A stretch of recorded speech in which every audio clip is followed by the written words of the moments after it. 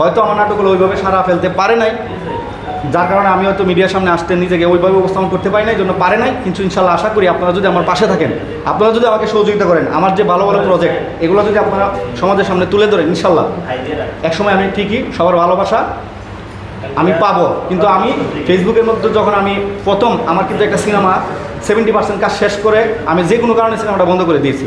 তো যাই হোক, আজকে আপনারা আরেকটা সংবাদ পাবেন, আমরা খুব রিসেন্ট ইনশাল্লাহ মানে আশাবাদী যে আগামী রমজানে ভালো একটা টান অ্যাকশন রোমান্টিক একটা সিনেমা নিয়ে আসবো। মানুষ এখন সিনেমা দেখে, যেমন সাকিব ভাই সিনেমা দেখে মানুষ কিন্তু মুখ ফিরিয়ে নিচ্ছে।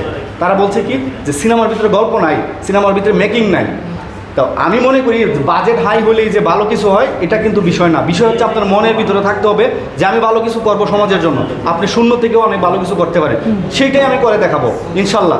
মানে আগামী রমজানে বিগ বাজেটের সিনেমা আসবে। বিগ বাজেট বলতে তারা যে বাজেট নিয়ে করে, হয়তো আমি সেই বাজেট নিয়ে করতে পারবো, কিন্তু ওই মাপের একটা সিনেমা আমি রেডি করবো এবং তার জন্য গান টান আমরা সব রেডি করছি ইনশাল্লাহ। আমাদের গল্প রেডি আছে। এখন আমরা কারা কারা আর্টিস্ট নিব বা কীভাবে আমরা কাজটা করতে যাচ্ছি এটা সময় সাপেক্ষে ইনশাল্লাহ আপনাদের কাছে আমরা প্রকাশ করবো। আমাদের সিনেমার নাম কী হতে যাচ্ছে, আমাদের সাথে কারা কারা কাজ করতেছে। তবে আমি এটা মনে করি, যেহেতু আমি এক পর্যায়ে ধরতে গেলে নতুনই, কারণ আমার কিন্তু ওইরকম পপুলারিটি নাই। তো আমি চাই যারা আমার সাথে কাজ করবে সবাই পপুলারিটি পরিচিত মুখ থাকবে এবং আমি তাদেরকে নিয়ে সমাজকে এমন একটা সিনেমা উপহার দিব যে সিনেমা দেখার পর মানুষ বলবে যে না, এতদিন আমরা সিনেমা দেখছি খালি কুপাকুপি মারামারি। অনেকেই সিনেমা দেখে বলে কি এটা শুধু কুপাকুপি দেখছি, শুধু মারামারি দেখছি, বাট গল্প পাই নাই। আমার সিনেমার মধ্যে গল্প থাকবে, আপনার কাহিনী থাকবে, ট্রাজেডি থাকবে, সব অ্যাকশন থাকবে, ফুল টান এবং আমি যে আমার যে সিনেমাটা আসবে সেই সিনেমার মধ্যে আমরা যে হিরোর যে দুইটা লুক রাখছি, আমরা অস্থির দুইটা লুক, এই লুক এই পর্যন্ত বাংলা সিনেমায় এই পর্যন্ত এই ধরনের লুক কেউ নিয়ে আসতে পারে না। এটা আমরা এখনই প্রকাশ করবো না, ইনশাল্লাহ আমাদের যখন কাজ শুরু হবে আপনারাও দেখবেন এবং আমারই বক্তব্যের সাথে আপনারা তখন কম্পেয়ার করে দেখবেন যে আমি যে বলছিলাম কথাগুলো সঠিক কি না বেঠিক। আমরা এমন ভয়ঙ্কর কিছু মানে ভয়ঙ্কর টাইপের মানে একটা লুক নিয়ে আসবো হিরোর, যেটা বাংলার মানুষ এখন পর্যন্ত কিন্তু ওইরকম জিনিসটা দেখে নাই। তো আমরা আশা করি ইনশাল্লাহ আপনারা যদি আমার পাশে থাকেন, আপনাদেরকে নিয়ে এই মিডিয়াতে ইনশাল্লাহ রাজ করব। কিন্তু কোন রাজ? ওই যে একটা সমাজকে একসিটিয়া করে রাখা, এক দার্সে এগিয়ে যাওয়া না ভাই।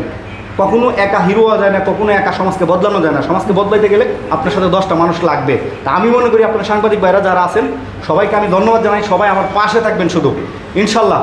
আপনাদেরকে নিয়ে সমাজ উন্নয়নমূলক এমন কিছু কন্টেন্ট তৈরি করব, এমন কিছু নাটক তৈরি করব এবং সিনেমা যেটা আজকে বলছি সেটাই করব। এবং তখন আপনারা আমার সাক্ষাৎকার নেবেন এবং আমার দর্শক যখন সিনেমা হল থেকে বাইরে তখন আপনারা তাদের সাক্ষাৎকার নেবেন, দেখবেন আজকে আমার কথা তাদের কথা মিলে কিনা।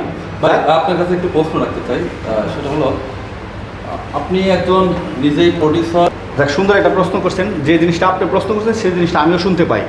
আমার কাছে তখন খুব কষ্ট লাগে এই জন্য যে আমরা তো কাজের জন্য আসছি।